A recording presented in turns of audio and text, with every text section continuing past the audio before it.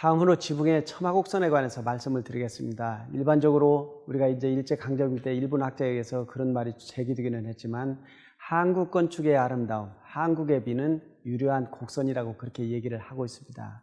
그 중에서도 가장 대표적인 것이 지붕의 첨화곡선을 얘기를 하고 있습니다. 물론 지붕의 첨화곡선과 더불어서 여자 한복의 옷소매 선, 그리고 여자 버선의 선, 이런 것들을 가지고 같이 이야기를 하고는 있습니다만 어쨌든 간에 지붕의 첨화곡선은 한옥에 있어서 가장 아름다운 선인 것만은 분명한 것 같습니다.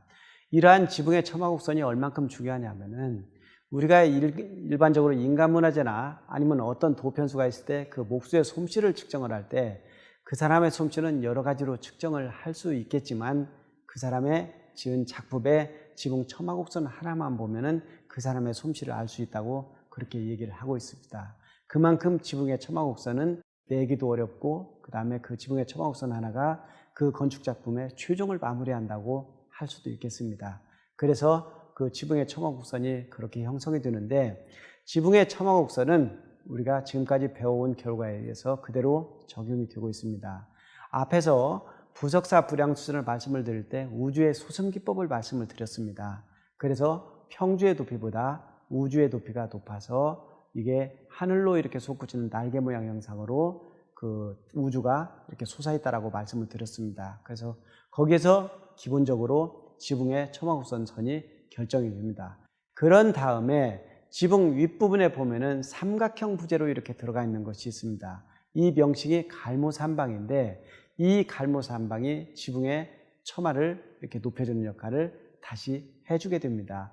이러면 지금은 이제 여자분들이 영양 상태가 좋고 체격이 좋아서 그게 잘 보이지는 않습니다만은 전에 여자분들 옷을 입을 때는 어깨 부분에 뽕이라고 해서 집어넣었던 소재가 있습니다. 그런 것처럼 지붕에서도 마찬가지로 똑같이 이렇게 집어넣고 있는데 이것이 갈모삼방입니다.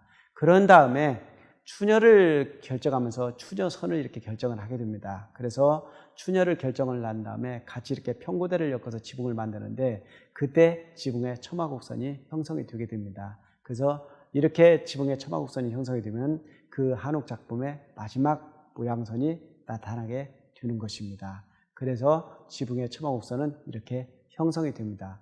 지붕의 첨화곡선과 더불어서 공포의 역할이 있는데 이것은 앞에서 잠깐 언급을 드렸습니다만은 공포는 지붕의 무거운 하중을 기둥에다 전달해 준 다음에 그 하중이 집 안으로 전달되도록 그런 역할을 하고 있습니다.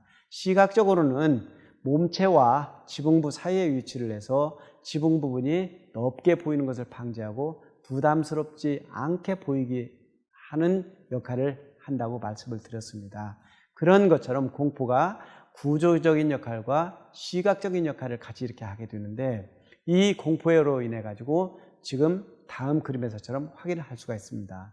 지금 이 도면은 부석사 무량수전 도면이 되겠습니다. 여기 정면도에서 보시면은 지금 기단 위에서부터 공포 아래까지가 몸체가 되겠습니다. 그리고 공포 위에서 지붕 부분에 이렇게 부분이 되겠는데 몸체의 높이 폭과 지붕의 높이 폭을 비교를 해보면 지붕이 높습니다.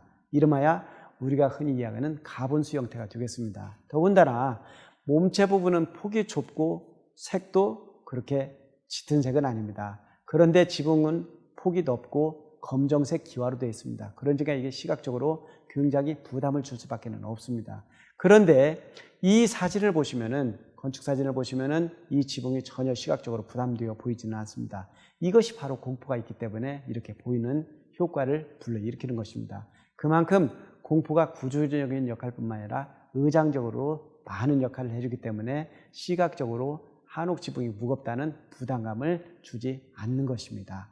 다음으로 공간 구성의 특징이 되겠습니다.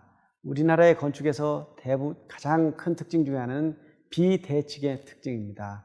일반적으로 서양 건축은 가운데 축을 두게 됩니다. 그러니까 건축 배치가 있게 된다면 축을 중심으로 해서 좌우 대칭이 되도록 배치를 하는데 우리나라 건축도 물론 궁궐 같은 데에서는 그렇게 하기는 합니다만 정확하게 그렇게 하지는 않습니다. 그래서 대칭을 하지는 않지만 그럼에도 불구하고 무언가 균형이 잡혀있는 대칭을 일으키게 됩니다. 그래서 이런 거 보고 비대칭의 대칭이라고 얘기를 하기도 합니다.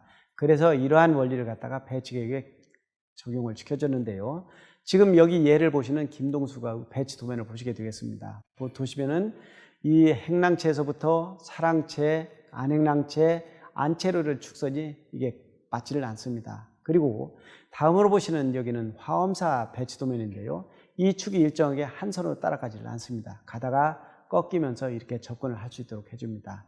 결국은 여기에서처럼 대칭 형태를 띄려고 노력은 하지만 지형과 여러 가지 조건을 고려를 해서 비대칭을 형성하면서도 그러면서도 균형 감각을 잃지 않는 비대칭의 대칭 형태를 띄워주고 있습니다. 그래서 이것이 한국 건축의 공간 구성의 특징이 되겠습니다. 또 하나는 공간의 접근 방식이 되겠습니다. 예를 들면은 우리가 어떤 집에 들어갈 때 대문을 이렇게 열면 앞에 안채가 전부 다 보이게 되는 집이 있습니다. 그런 반면에 대문을 이렇게 열게 되면 옆으로 이렇게 접근한 다음에 다시 꺾어서 안채로 접근하는 방식이 있습니다. 이름하여 기역자형 접근 방식이 되겠습니다. 일반적으로 대문을 열었을 때 안채가 전부 이렇게 적나라하게 보인다면은 그것은 솔직 담백한 그런 면은 있을지는 모르겠지만 은근한 면은 적을 것입니다. 그런 반면에 기역자형으로 꺾여가지고 공간에 접근하게 된다면 그 공간은 이렇게 보이는 면과 무슨 신비감 같은 것을 이렇게 주게 될 것 같습니다. 그래서 이러한 부분에서 공간의 접근 방식이 한국 건축의 특징 중에 하나가 되겠습니다. 이러한 부분은 사찰 건축에서도 그대로 적용이 됩니다. 예를 들면은 일주문까지 가는 공간 접근 방식이 있습니다. 그 다음에 일주문에서 쭉 걸어 들어가 가지고 본 공간인 대웅전에 이르게 되는데 일직선으로 난 경우는 거의 드뭅니다. 그래서 그 중간 부분에 한 번쯤은 꺾어 가지고 이렇게 가게 되는데 일반적으로 사찰에 있는 건축의 공간은 진입 공간과 그 다음에 본 공간, 승화 공간 그렇게 구분해 줍니다. 진입 공간은 절의 대웅전에 들어가기 이전에 설치되는 공간인데 여기에서는 저 안에 계신 부처님은 어떤 형상을 이룰까? 저 안에 계신 부처님은 어떤 모습일까? 라는 상상을 하면서 그 다음에 속세에서 나쁜 생각들을 버리고 부처님을 만나러가는 깨끗한 마음을 가지는 준비 과정을 거치게 됩니다. 그리고 본 공간인 대웅전에 이르게 되면은 거기에서 부처님을 만나는 즐거움을 맛보게 됩니다. 그리고 그 뒤에 부도가 있는 승화 공간에 가면 거기서 다시 자연과 합일이 되는 그런 공간을 접근을 하게 됩니다. 그런데 이러한 공간 접근 방법이 진입 공간과 본 공간, 승화 공간으로 가면서 일직선으로 가는 경우는 그렇게 많지는 않습니다. 그래서 가면서 꺾거나 아니면 자연 지형을 이용을 해가지고 틀거나 하면서 접근을 할 수 있도록 해주고 있는데 이러한 접근 방식은 한국 건축 조형 방법에서 특징이 되겠습니다. 이러한 방법은 그 도성에서도 똑같이 적용이 됩니다. 지금 현재 한양 도성이 유네스코 세계문화유산 등재를 추진을 하고 있습니다. 그런데 우리나라의 도성제도나 건축이 중국의 영향을 받은 것만은 분명합니다. 그래서 중국에서의 그 도성제도인 정전법이 있습니다. 정전법이라는 것은 우물정자인데 격자형 도로 형상으로 생겨서 도시를 형성하는 방법입니다. 그런데 한양은 그 격자형으로 생기지는 않습니다. 가운데 부분은 격자형으로 웬만큼 적용을 하면서도 주변에 있는 산들, 뭐 북악산이나 인왕산이나 이런 산들의 자연 지형을 따라 가지고 곡선으로 나 있기도 하고 자유스럽게 나 있기도 합니다. 그래서 가운데 부분은 정전법의 원칙을 따르면서 주변 지형은 자연 지형을 따른 그런 형태로 되어 있습니다. 이것이 바로 한양도성, 한국 건축의 매력인 것입니다. 그래서 이러한 부분처럼 비대칭의 대칭, 공간의 접근 방식, 공간의 구성 방식 이런 것들이 한국 건축의 조형상의 특징이 되겠습니다. 다음으로는 장식 및 색채의 특징이 되겠습니다.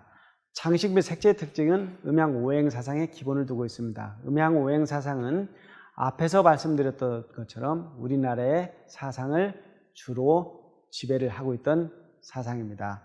그래서 이 음양오행을 색으로 나타내면은 청적, 황, 백, 흑 해서 청색은 나무를 상징을 하고 동쪽, 봄, 평화, 발전을 상징을 하게 됩니다. 적색은 불을 상징을 하는데 남쪽, 여름, 행복, 희열을 상징을 하고 있습니다. 황색은 흙을 상징을 하는데 중앙 부분, 토용, 권력을 상징을 하고 있습니다. 백색은 철을 상징을 하고 있는데 서쪽, 가을, 평화를 상징을 하고 있습니다. 그리고 흑색은 물을 상징을 하고 있는데 북쪽, 거울, 파괴, 유연 등을 상징을 하고 있습니다. 그래서 이러한 색을 가지고 현대화한 것이 오방색이라든가 아니면 전통 건축에서 단청에 사용을 한다든가 이런 식으로 응용을 하고 있는 것입니다. 이것이 우리나라 건축에, 특히 한옥 건축에 가장 잘 나타난 것이 화문장이 되겠습니다. 그래서 화문장에 보면은 이러한 그 도교 사상에 의해서 자연적인 문양과 더불어서 이 음양오행에 색을 적용을 해서 표현을 하고 있습니다. 그리고 가장 대표적인 예는 단청이 되겠습니다. 다음으로 한국 건축의 조형미의 특징이라고 하면 단아한 아름다움을 말씀드릴 수가 있겠습니다. 우리나라의 건축은 중국처럼 장중하지도 않고 일본처럼 화려하지도 않고 그러면서도 단아하고 아름다움을 표현하면서도 소박한 미를 표현을 하고 있습니다. 기교가 없습니다. 그리고 전체적인 미를 표현하려고 하지 부분적인 미를 표현하려고 하지는 않았습니다. 그리고 담백하고 유연합니다. 그래서 이러한 한국 건축의 미를 저희가 적조미라고 이렇게 표현하고 있습니다. 예를 들어 설명을 해드리겠습니다. 지금 여기 보시는 사진은 정림사지 석탑이 되겠습니다. 여기에서 보시면은 그 소박한 미를 표현을 하면서 백제 건축의 전형적인 미를 표현을 하고 있으면서도 단아한 아름다움을 표현을 하고 있습니다.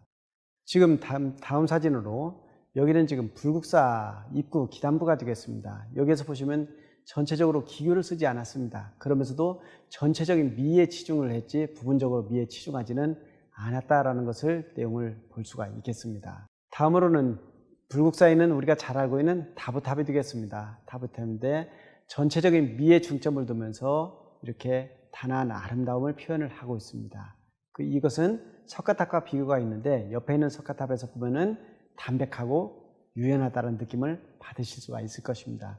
그렇게 하면서 이러한 내용들을 표현을 하면서 적조미를 이렇게 표현하고 있는 내용을 볼 수가 있겠습니다. 이러한 부분들을 보면은 한국 건축이 우리가 일반적으로 이야기하는 것처럼 중국 건축이나 일본 건축과는 다른 또 다른 미를 형성하고 있음을 알 수가 있습니다. 이상으로 한옥의 조형 원리 중에서 한옥의 미적 원리가 되는 의장 원리에 관해서 여러분들과 같이 공부를 했습니다. 끝까지 같이 해주시고 경청해 주셔서 감사드립니다. 고맙습니다.